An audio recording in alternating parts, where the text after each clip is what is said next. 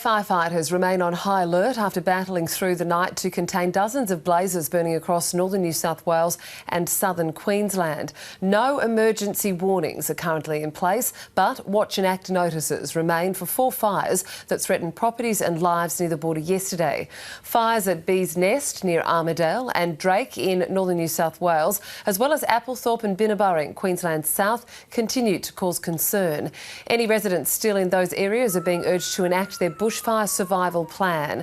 Those who've left are warned it is too dangerous to return. The weather is expected to continue hampering efforts to control the fires, with high winds and dry conditions to remain over the east until Tuesday. The fires have destroyed 17 homes in Queensland and 6 in northern New South Wales. The Insurance Council of Australia has declared the situation a catastrophe, saying bushfire claims will be prioritised. Well, let's cross now to our reporters in Queensland. We have Elise Kinsella in Canungra. And across the border, Mark Reddy joins us now from a burnt-out area in Tenterfield, where the fire is now at advice level. Mark, what's the latest on the fires and where are the main areas of concern at this stage? Joe, good morning. 372 firefighters are currently battling 59 blazes across the state. 47 of them are uncontained, meaning they are out of control. 2 fires are of major concern here in northern New South Wales. The first one is at Drake, which is east from where I am at Tenterfield. That is a very remote area. Yesterday, it doubled in size and really spread down Long Gully Road. The good news is that crews have managed to stop it from jumping the Clarence River, and the winds are pushing it away from the town of Tabulum, which of course was devastated by bushfire only 7 months ago. A huge indicator of just how bad this bushfire season has become already, and it's only the first week of spring. Also further south, down near Armidale and west of Coffs Harbour, the Bees Nest fire, that is a huge fire. More than 50,000 hectares of bushland has been burnt. The state forest down there has been impacted. We're also hearing that the towns of Dundarabin and Tyringham are also are at risk at the moment, but the residents there being told to enact their bushfire survival plan. Also, Dorrigo Showground has been set up as an evacuation centre in the event that fire is upgraded to an emergency level. Back here, just down across to Drake, we're expecting a community hall meeting sometime this morning, so that will of course help residents piece together what will happen over the next 48 hours. But as you can see right now, those winds are picking up. Yeah, absolutely. Now, Mark, the fire burning near Drake really flared up yesterday before it was then downgraded. Have any properties been lost? Well, at the moment, building assessment impact teams are expected to head to that area this morning, provided it is safe to do so. We do know the fire is still burning down Long Gully Road. That is one of the main roads where all these properties are. Yesterday, when I went into a community centre, there was one man in there by the name of Rod Simpson who says that he lost everything during the blaze yesterday on that road.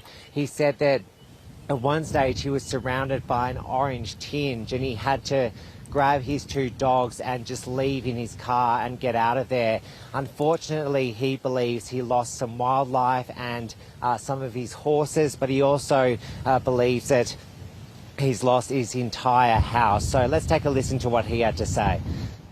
I've lost my home, my business, my horses, my wildlife that I was looking after. Well, several other homes and sheds are also impacted in that area. Whether or not they've been destroyed or damaged, of course, we'll know later today. Mark, what are conditions looking like today?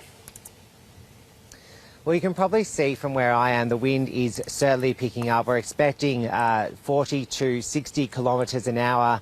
And you can probably tell I'm shivering, and that's good news because it's actually quite cold. It's about 8 degrees, meaning that will help firefighters battling those blazes. We're also expecting some rain across the state, but it's mainly going to hit the south, and that really doesn't help anyone living up north here.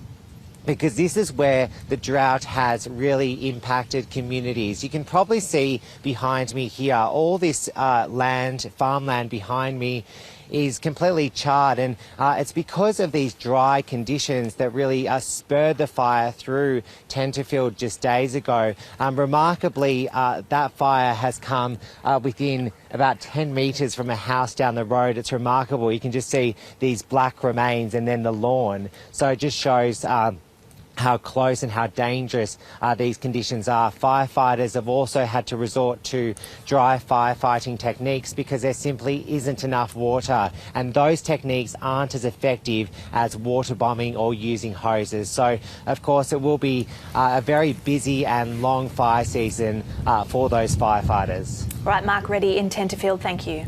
Now, as we know, it's not just happening in northern New South Wales. Southern Queensland is also affected. Elise Kinsella joins us now from Canungra. Now, Elise, where are the areas of concern in the Gold Coast hinterland today? In the Gold Coast hinterland, there's really two areas that firefighters are worried about today. The first is Binna Burra. Now, that's the area where 11 homes have been lost so far. It's right on the edge of the Leamington National Park, quite steep, hilly terrain. So that's the first area that firefighters are really looking at this morning. The second area that firefighters believe will be threatened by fire is the Numinbah Valley, where residents have been notified. And what are the challenges for firefighters at Binna Burra? You mentioned there it's the Leamington National Park. It's on the edge of that. It's quite steep, the terrain there. Yes, it is, and it's a slightly odd thing that you've got subtropical rainforest being threatened by bushfire in September, so it is really thick, dense rainforest. We know that firefighters are going to send up planes this morning to water bomb from above, and that will help. But it was explained to me this morning, the issue with that is that not all of that water is getting through that rainforest canopy, and firefighters really need to get in at ground level. The problem there is there's only one road to access the area, and at the moment there are fallen trees blocking that path. You mentioned Numinbah before. Have there been any evacuations in that valley? Yeah, there has been. There is a women's correction centre there. That's already been evacuated. Residents have been door-knocked by emergency service workers explaining that fire is expected to head their way today. So that will have a lot of residents who are hopefully very much watching and looking towards the fire surface and reading those alerts. And Lise, just before we let you go, what are the conditions forecast for today? Yeah, it is expected to be pretty similar to what it has been so far.